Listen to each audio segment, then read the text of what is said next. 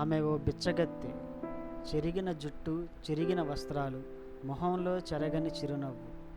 ప్రతిరోజు వీధులు, రైల్వే స్టేషన్లో పాటలు పాడుతూ భిక్షాటన చేస్తూ జీవనం సాగిస్తూ ఉండేది. ఆమె నేషనల్ సెలబ్రిటీ అవుతుందని ఎవరైనా ఊహిస్తారా? అసలు అది ఊహకైనా అందుతుందా? అవును, అదే జరిగింది. ఆమె ఓ నేషనల్ సెలబ్రిటీ అయింది.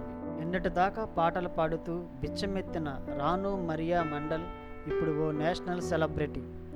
ఏక్ ప్యార్ కా నగమ్ హై అంటూ ఆమె పాడిన పాటకు లక్షలాది మంది సంగీత ప్రియులు ఫిదా అయిపోయారు. సంగీతంలో ఓనమాలు కూడా తెలియని ఆమె ఇదంతా కలలా ఉంది, ఇది నాకు రెండో జన్మ అంటుంది.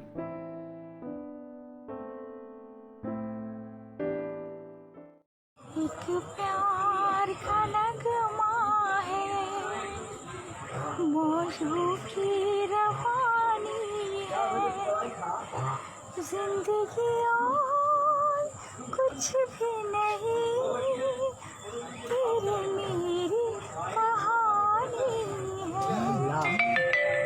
एक प्यार का नगमा है,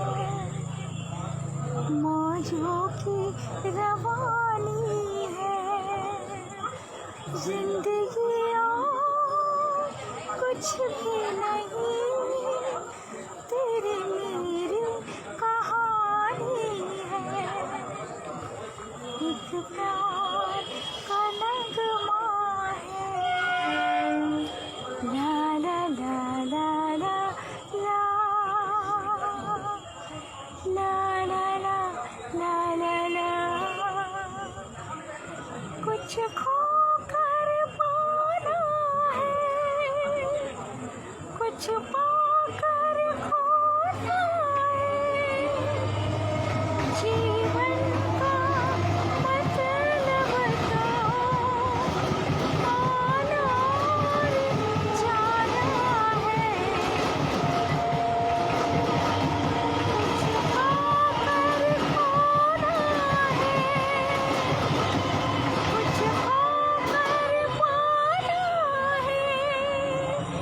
जीवन का मतलब तो आना और जाना है। दो पल के जीवन से एक उम्र जवानी है, जिंदगी और कुछ भी नहीं, तेरी मेरी कहानी है। పశ్చిమ బెంగాల్ నోయిడా జిల్లాలోని రానాఘాట్ రైల్వే స్టేషన్కు 4 కిలోమీటర్ల దూరంలో ఆమె నివాసం ఉండేది. ప్రతిరోజు రైల్వే స్టేషన్కి వెళ్ళి ప్లాట్ఫామ్ బెంచ్ మీద కూర్చొని పాటలు పాడుతూ భిక్షాటన చేసేది. ఎప్పటిలాగానే ప్లాట్ఫామ్ బెంచ్ మీద కూర్చొని షోర్ సినిమాలో లతా మంగేష్కర్ పాడిన పాపులర్ సాంగ్ ఏక్ ప్యార్ కా నగ్మా హై అంటూ పాట అందుకుంది. పక్కనే ఉన్న అతీంద్ర చక్రవర్తి అనే యువకుడు వీడియో తీసి సోషల్ మీడియాలో పోస్ట్ చేశాడు. అంతే, క్షణాల్లోనే ఆ వీడియో సోషల్ మీడియాలో వైరల్ అయ్యింది. చాలామంది ఆ వీడియోను షేర్ చేశారు. మరియా వినసొంపుగా పాడిన ఆ 2 నిమిషాల వీడియోతో ఒక్క రోజులోనే సెలబ్రిటీ అయ్యింది. వీడియో బ్యాక్డ్రాప్లో ట్రైన్ శబ్దం, ప్రయాణికుల మాటలు వినిపిస్తున్నప్పటికీ సంగీత ప్రియులు ఆమె మధురమైన గాత్రాన్ని ఆస్వాదిస్తూనే ఉన్నారు. ప్రేమగా రాను దీదీ అని పిలుస్తున్నారు.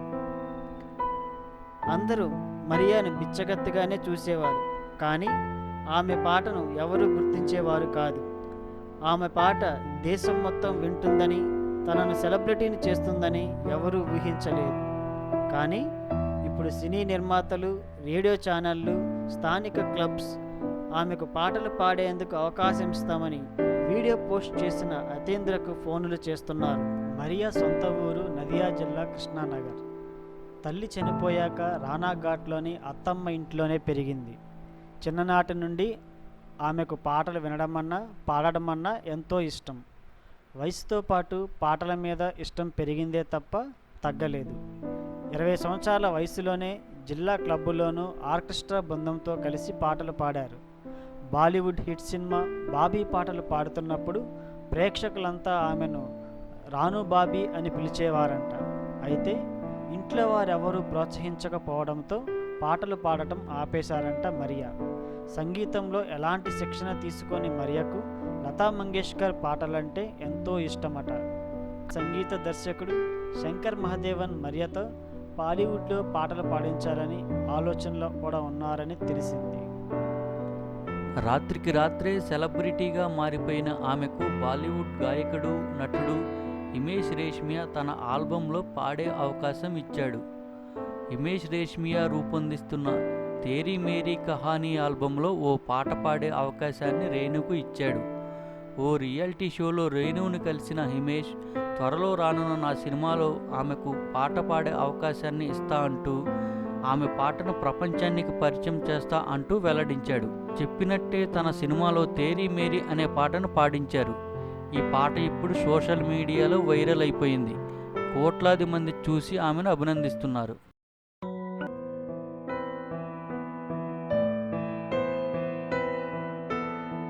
ఇది ఇలా ఉండగా ఆమెకు బాలీవుడ్లో ఆఫర్లు వెల్లువల వస్తున్నాయి. బాలీవుడ్ సూపర్ స్టార్లు సైతం రేణు మండల్ను తమ సినిమాల్లో పాట పాడమని అడుగుతున్నారు. ఈ క్రమంలో ఆమెకు భారీగా రెమ్యునేషన్ కూడా ఆఫర్ చేస్తున్నారు.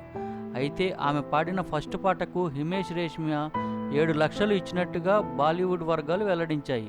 ఆమె డబ్బు వద్దని చెప్పినప్పటికీ హిమేష్ ఆమెకు బలవంతంగా డబ్బులు ఇచ్చినట్లుగా బాలీవుడ్ మీడియా చెప్పింది.